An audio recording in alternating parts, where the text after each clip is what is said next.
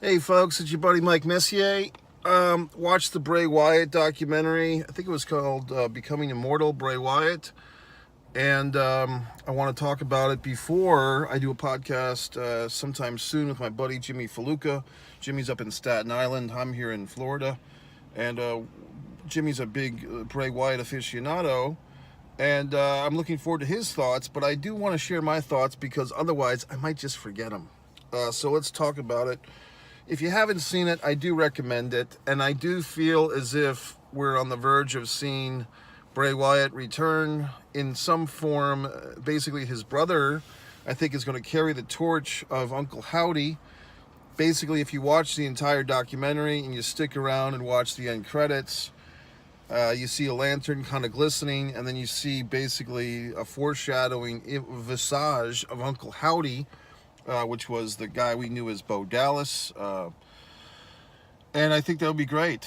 I mean, I think the documentary basically is from the perspective, in some regard, from Bo Dallas, the younger brother of Wyndham Rotundo, and how much it meant to him to be his brother's brother. And of course, we know they are the sons of Mike Rotundo, the nephews of Barry Windham, and also Kendall Windham. We forget about Kendall sometimes. And also the grandsons of Blackjack Mulligan. And what an esteemed wrestling family. And we get to meet this family in ways we haven't before. We get to meet Bray Wyatt's mother. Obviously, she's Barry Windham's sister. Barry Windham was one of my favorite wrestlers. Folks, I've been watching wrestling so goddamn long. I saw Blackjack Mulligan wrestle in person, okay? I saw his son wrestle, I saw his son-in-law wrestle, and I've lived through the entire life of Bray Wyatt. And it seems like in this gentleman's 36 years, he did accomplish a lot. I'm not going to give the whole Bray Wyatt history here. Watch the documentary. And, you know, WWE, for all its faults, and there are many, they do a nice job of reflecting upon a recently passed compatriot. We've seen over the years many Eddie Guerrero retrospectives paying homage. Even the Von Erichs DVD they did 15 years ago was very well done and respectful. This one, I don't know. I mean, for the modern fan, for the young fan now, this is going to hit you hard, folks. For the young wrestling fans, welcome to the club. You know, for the fans that have been around for a while, we've seen our Eddie Guerreros come and go. We've seen our Brian Pillmans come and go. The Von Erichs, obviously. Bruiser Brody. We've seen, the Grand Wizard of Wrestling. We've seen these characters or these people that you build a bond with. Obviously, it's a one-way bond for the most part. They're on television, we're watching, or they're in the ring and we're watching. But there is some give and take, and probably in pro wrestling more so than any other sport or activity or traditional film stars or TV stars. There's quite an interaction with all the conventions and autograph signings and just the nature of pro wrestling. A good portion of the competitors or the people involved in pro wrestling were once fans themselves. It's just a different breed for the non-wrestling fan. They'll never fucking understand. So we go into this, and it kind of rips your heart out as we dig deeper into the doc. And when the family is describing the passing of Bray Wyatt, it's I wouldn't say traumatic, but I would say, if you've been through the loss of someone close to you, you're going to realize what this is like, what this poor family is going through. And if you haven't, well, you're going to learn, because you do kind of feel like you're right there with the people. Bray's mom, his ex-wife, his fiance JoJo, the ring announcer. Bray had a total of 4 children, 2 with his ex-wife and 2 with his fiance when he passed away. And it's pretty traumatic, to be honest with you, because you do feel that you do get a picture, at least I did, coming out of this 2-hour documentary of what this guy was like in some regard. Did they sanctify him? Perhaps a little bit. And that's typical of when you do a eulogy or a documentary on someone that's passed away. For the most part, you concentrate on the good stuff. there's nothing you can say now to, help them improve their personality, okay, because they're not with us anymore. But like I said earlier, I mean, it does feel like there's some creative stones unturned here. And watching this thing, knowing that the WWE did not really do a whole lot with Bo Dallas, and they gave him this kind of weird, what was that motivational character he did? The Bo, you can do it, or Bo Dallas, or whatever the fuck. Basically, you feel like, yeah, I wouldn't really mind if Bo Dallas picked up the mantle of this horror wrestler from his brother. And it seems like the dynamic of the two was that, the big brother kind of led the way into a lot of things. And but Bo was right there with them, and for whatever reason, it kind of became almost a Randy Savage, Lanny Poffo thing, where, Bo was in the shadows of Bray, but Bo's still a young guy now. I guess he's probably 35 himself at this point, 34, 35, so he still has a good run left in him. And I just have a feeling we're going to see something at WrestleMania, to be quite honest, if not WrestleMania, the Monday night after at Raw. I feel like we're going to see the reemergence of Uncle Howdy, and they're going to take some of these characters, and with some of the people involved in WWE that we meet in this doc, the Rob Fee guy, seems like he's on it, and the costume buddy of Bray Wyatt seems like he's on it, and it seems like this whole doc, in one way or another, is promoting Bo Dallas to kind of take over this legacy. And I'm not really opposed to it, to be honest with you. A lot of times I would have an opinion like, let the dead lie, or, do your own thing, Bo Dallas. But I do feel like he's his brother. They were pretty close.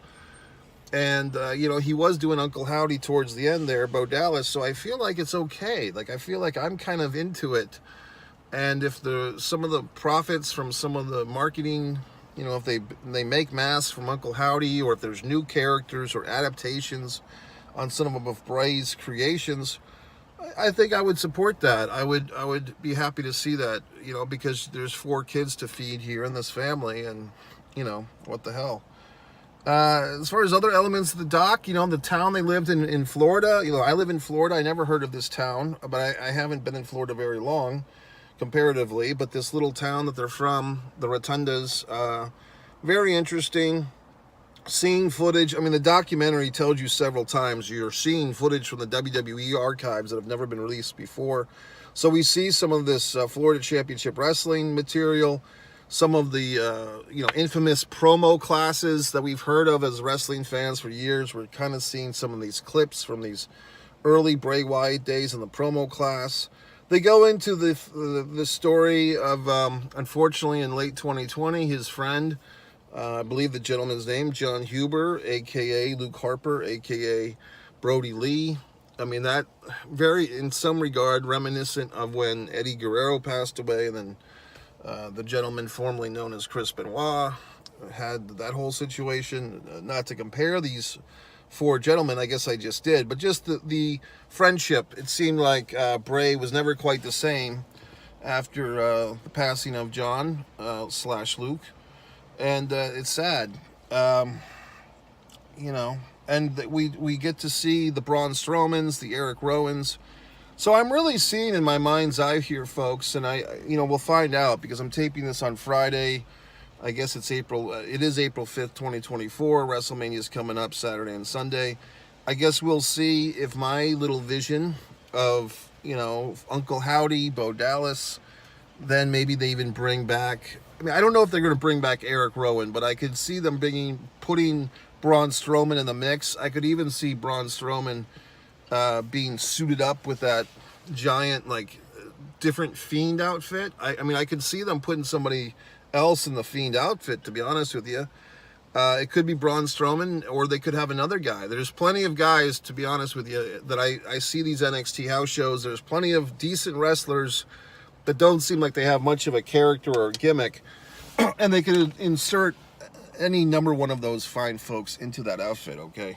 So I am seeing that happening. Not to say that anybody could do it, but I'm saying there's more than one person the suit's been made. If you watch the doc, you know what I'm talking about. Someone's going to wear that fucking suit. I mean, that's what we're getting here, too.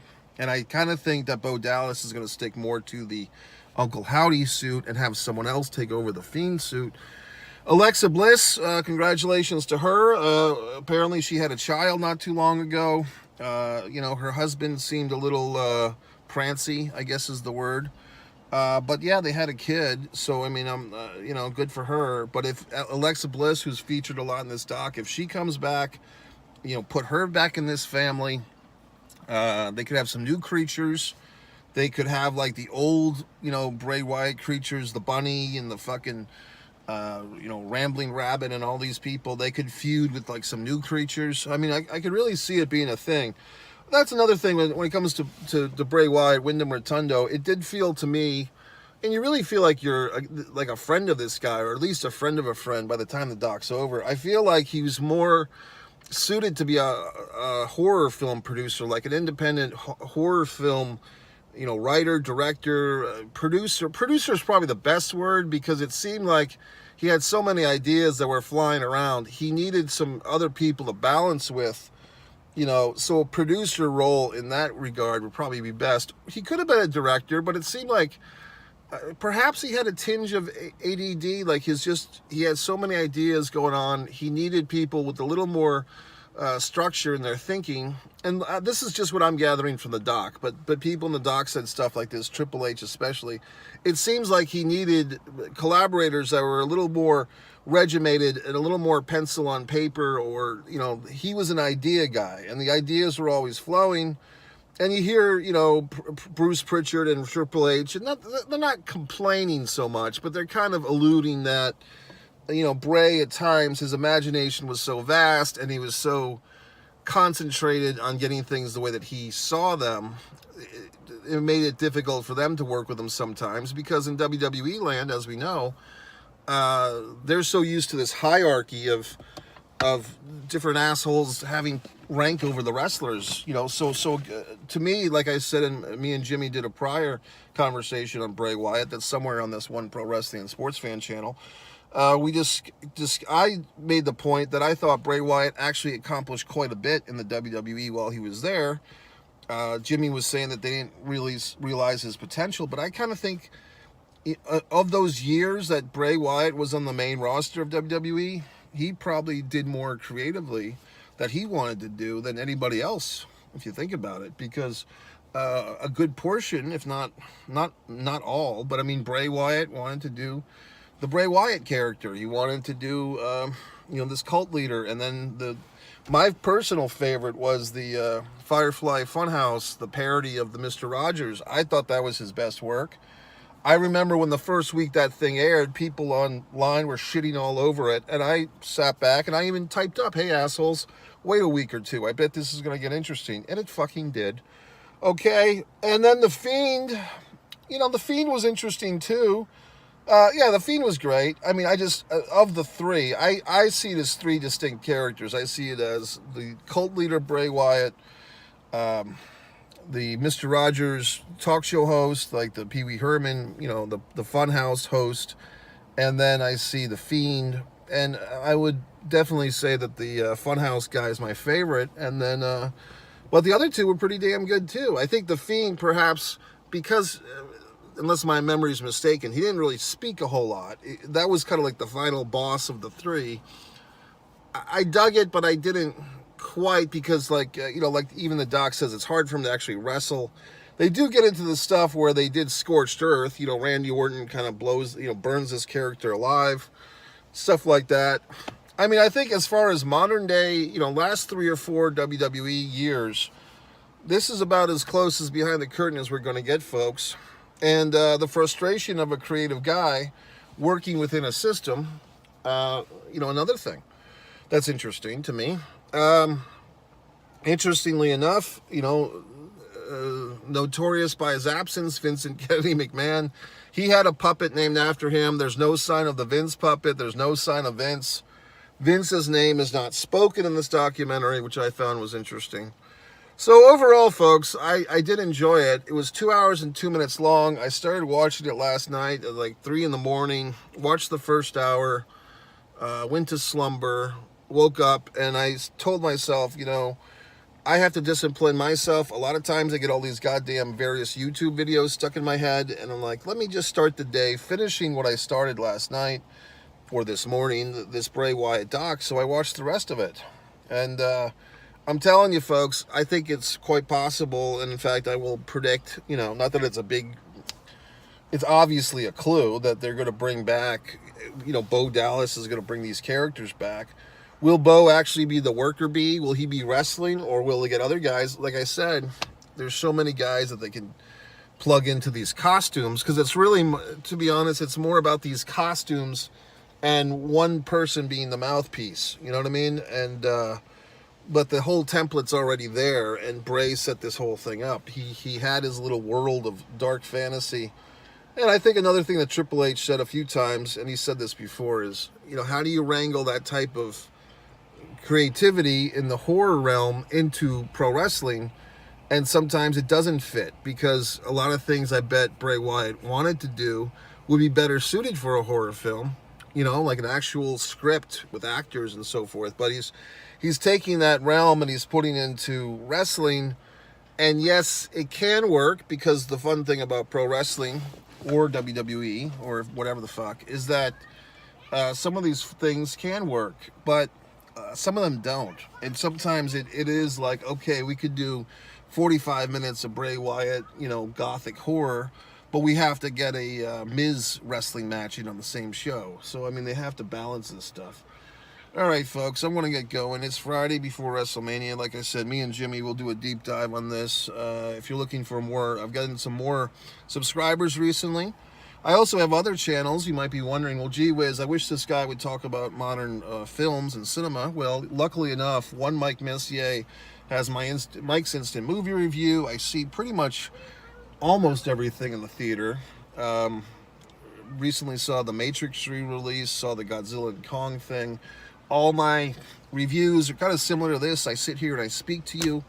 And then if you say, well, gee whiz, Mike, you're such a wonderful critic of other people's bullshit, but do you create any bullshit of your own? Well, actually, I do. You can go over to one artist, Mike Messier, and see my wonderful acrylic art. Better yet, you can go to One Man and a Camera Films, one Man and a Camera Films, and see all my wonderful films that I make, and you can criticize me. So that's it, folks. MikeMessier.com. Thanks for all the newbies and all the oldies, and have a wonderful weekend of WrestleMania fun. Good job, Bray.